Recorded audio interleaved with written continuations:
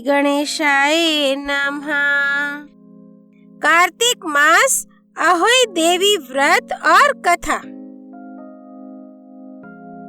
राजा पृथु कहने लगे, हे नारद जी, आप सर्वज्ञ हैं, इसलिए कोई संतान की वृद्धि करने वाला और हर प्रकार से सुख देने वाला व्रत कहिए। नारद जी कहने लगे, हे पृथु, परम सुख देने वाला महाविद्या, महामाया, महामेधा, महासमृति, महामाहो, महादेवी, महाईश्वरी और सर्व ईश्वरी अहोई देवी का व्रत मैं तुमसे कहता हूँ।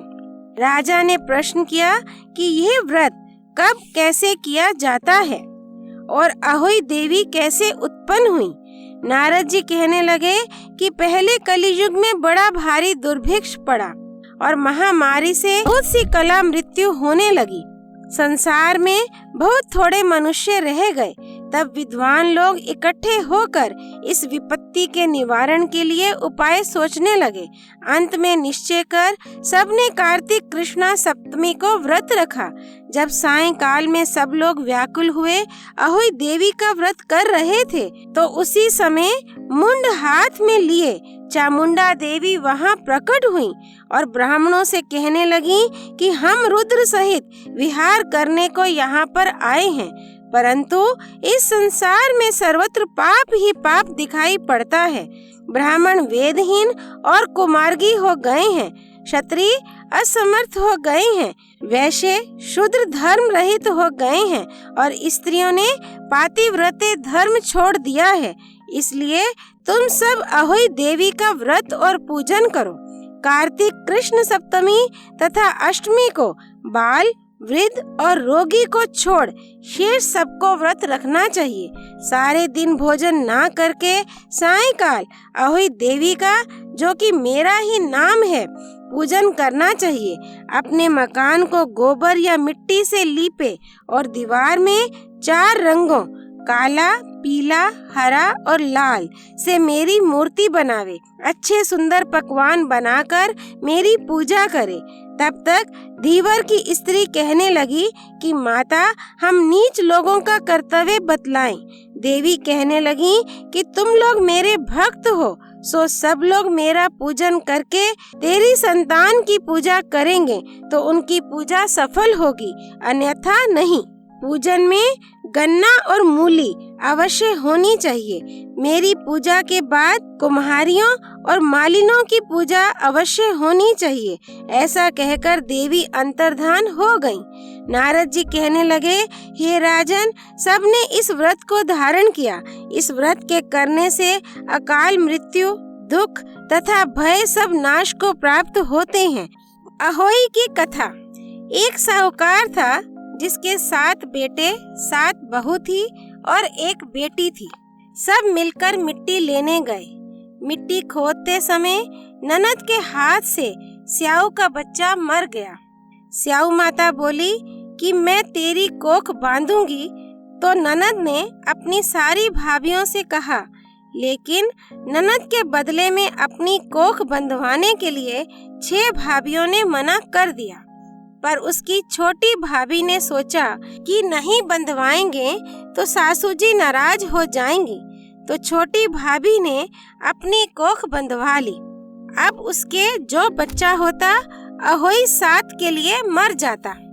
एक दिन उसने पंडिताइन बुलाकर पूछा कि क्या बात है, मेरे बच्चे अहोई 7 के दिन मर जाता है। तब पंडिताइन बोली कि सुरभि गाय की सेवा किया कर। सुरभि गाय स्याऊ माता की सहेली है, वह तेरी कोख छोड़ेगी तब तेरे बच्चा जिएगा। अब वह बहुत सुबह उठकर सुरभि गाय का सारा काम कर जाती। गौ माता ने सोचा कि आजकल कौन मेरी इतनी सेवा करता है, मेरी बहुएं क्या करेंगी, वे तो लड़ाई करती हैं। आज देखा जाए कि कौन सारा काम करता है। गौ माता ने सुबह उठकर देखा कि एक साहूकार के बेटे की बहू है जो सारा काम करती है। गौ माता बोली कि तुझे किस चीज की इच्छा है जो तू मेरा इतना काम करती है, मांग, क्या चीज मांगती है। तब साहूकार की बहू बोली, मुझे वचन दो। गौ माता ने उसे वचन दिया। तब साहूकार की बहू बोली कि स्याऊ माता तुम्हारी सहेली है और स्याऊ माता के पास मेरी कोख बंधी हुई है, उनसे मेरी कोख छुड़वा दो। फिर गौ माता उसे 7 समुंदर पार अपनी सहेली के पास ले जाने लगी। तो रास्ते में धूप थी, इसलिए वह एक पेड़ के नीचे बैठ गई। थोड़ी देर में सांप आया। पेड़ पर गरुड़ पंखनी का बच्चा था, जिसे वह डसने लगा।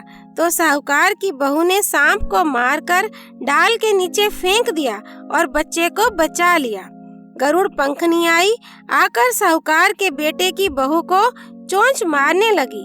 तो साहूकारनी बोली कि मैंने तेरा बच्चा नहीं मारा, सांप तेरे बच्चे को मार रहा था, मैंने तो तेरे बच्चे को छिपाया है।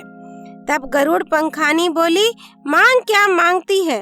वह बोली कि 7 समुंदर पार स्याऊ माता रहती है, हमें तो तुम उनके पास पहुंचा दो। गरुड़ पंखनी ने अपनी पीठ पर बैठाकर दोनों जनों को स्याऊ माता के पास पहुंचा दिया। स्याऊ माता बोली कि आ बहन, बहुत दिनों बाद आई, मेरे सिर में बहुत जूं हो गई है। तो गौ माता बोली कि मेरे साथ जो है इससे जूं निकलवा लो। तो साहूकार की बहू ने उसकी सारी जूं निकाल दी। स्याऊ माता बोली कि तूने मेरी बहुत भलाई की, तेरे 7 बेटे 7 बहू हो। बहू बोली कि मेरे तो एक भी बेटा नहीं, 7 बेटे कहाँ से होंगे? स्याऊ माता बोली क्यों नहीं होंगे? तब वह बोली कि मुझे वचन दो। तो स्याऊ माता बोली, वचन ये वचन, वचन उकुतो धोबी कुंड पर कंकरी हो। जब साहूकार की बहू बोली, मेरी कोख तो तुम्हारे पास बंधी है।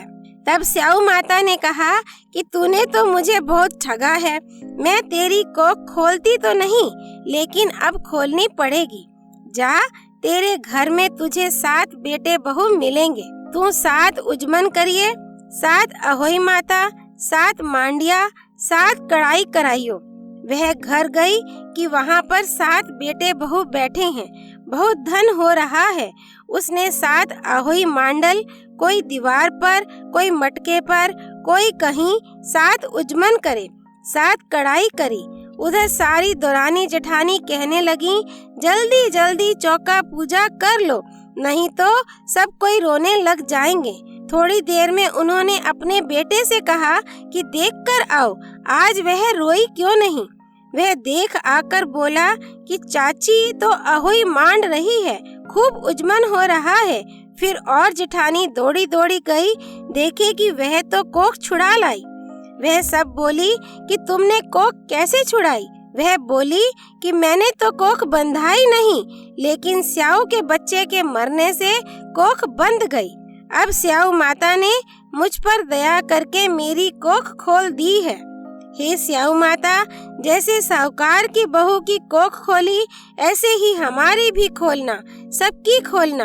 कहते सुनते हुंकारा भरते की, अपने सारे परिवार की कोख खोलना। अहोई की कथा संपूर्ण। अहोई माता की जय। कार्तिक मास की जय। श्री हरि अर्पणमस्तु।